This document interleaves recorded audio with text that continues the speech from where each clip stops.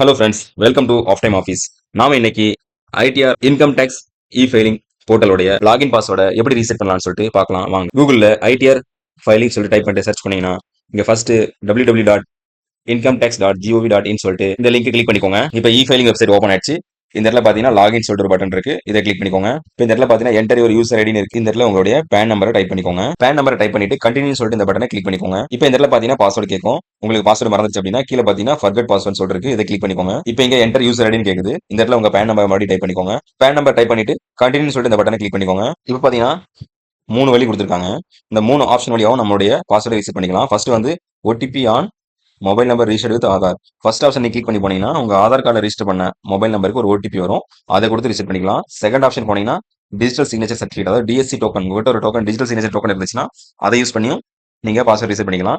மூணாவது option use e filing OTP, அதாவது உங்ககிட்ட ஆதார் கார்டு லிங்க் பண்ண மொபைல் நம்பரும் இல்ல, டிஎஸ்சி டோக்கன் இல்லை அப்படின்னா இதுல பாத்தீங்கன்னா உங்களுடைய இ ஃபைலிங் போர்ட்டல் ரிஜிஸ்டர் பண்ண மொபைல் நம்பர் பிளஸ் மெயில் ஐடிக்கு ஓடிபி போகும். அந்த 2 ஓடிபி கொடுத்து நீங்க ரிசீவ் பண்ற மாதிரி வரும். நான் இந்த இடத்துல ஃபர்ஸ்ட் ஆப்ஷன் செலக்ட் பண்ணிக்கிறேன். இப்போ நான் கண்டினியூ கிளிக் பண்றேன். இப்போ இங்க பாத்தீங்கன்னா I already have OTP on mobile number register with ஆதார்னு சொல்லுது. உங்ககிட்ட ஒரு டிபி ஏற்கனவே வந்திருந்தா இதை கொடுக்கணும், இல்லைனா ஜென்ரேட் ஓடிபின்னு சொல்லிருக்கு, இதை கிளிக் பண்ணிக்கோங்க. கண்டினியூ கொடுங்க. I agree to valid my Aadhaar deal சொல்லிட்டு இந்த செக் பாக்ஸை டிக் பண்ணிட்டு ஜென்ரேட் ஆதார் ஓடிபின்னு சொல்லிட்டு இந்த பட்டனை கிளிக் பண்ணிக்கோங்க.